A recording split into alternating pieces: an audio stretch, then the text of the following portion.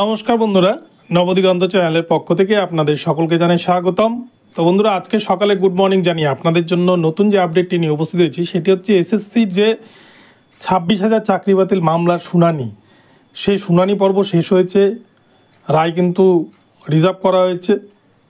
তো এই রায় কবে নাগাদ ঘোষণা করতে পারে মহামান্য সুপ্রিম কোর্ট, এই নিয়ে কি জানালো সুপ্রিম কোর্ট, বিস্তারিত এই ভিডিওতে তার সম্পূর্ণ আপডেট আপনারা পেয়ে যাবেন।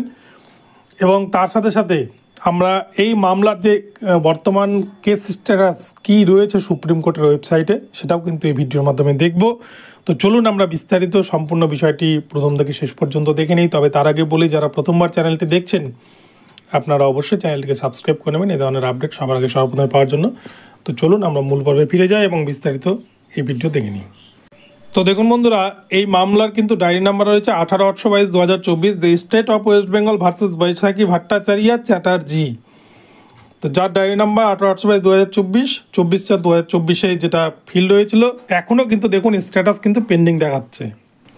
এই মামলার এসএলপি নাম্বার রয়েছে 009586/2024, রেজিস্টার্ড হয়েছে 24/4/2024, ভেরিফাইড হয়েছে 26/4/2024। তো প্রেজেন্ট এবং লাস্ট লিস্টেড অন দেখুন 10/2/2025 honourable chief justice Sanjiv Khanna এবং মিস্টার জাস্টিস সঞ্জয় কুমারের বেঞ্চে হয়েছে। এবার যেটা আমরা গুরুত্বপূর্ণ বিষয় দেখব সেটা হচ্ছে স্ট্যাটাস। এই মামলার কি বর্তমান স্ট্যাটাস রেখেছে সুপ্রিম কোর্ট। তো দেখুন বন্ধুরা, এই মামলার স্ট্যাটাসে কিন্তু পরিষ্কারভাবে লেখা রয়েছে pending motion hearing disposal final disposal at admission stage civil cases. অর্থাৎ এই মামলাটি কিন্তু এখনও পর্যন্ত ফাইনাল জাজমেন্ট আসেনি। হার্ড অ্যান্ড রিজার্ভড, লাস্টের যে লেখাটি লেখা রয়েছে hard and reserve order dated 10/2/2025 তারিখ। অর্থাৎ এই মামলাটিকে কিন্তু হার্ড করা হয়েছে এবং রিজার্ভ করা হয়েছে। এই মামলার রায় যে কোনো দিন যে কোনো সময় কিন্তু ঘোষণা করতে পারে মহামান্য সুপ্রিম কোর্ট। এই প্রসঙ্গে বলে রাখি, সুপ্রিম কোর্টের একটা রুলস রয়েছে, 90 ডেজের মধ্যে কিন্তু এই রেজাল্টকে বা রায়কে ঘোষণা করতে হয়। তবে অতদিন সময় লাগে না, তার আগেই কিন্তু সুপ্রিম কোর্ট ঘোষণা করে দেয়। 3 দিন থেকে 90 দিনের মধ্যে কিন্তু এই রিজার্ভ যেগুলো জাজমেন্ট করা হয় সেই রায়গুলো কিন্তু ঘোষণা করে দেওয়া হয়। তো আশা করা যায় যে মার্চ মাসেই কিন্তু এই মামলার রায় ঘোষণা করবে মহামান্য সুপ্রিম কোর্ট।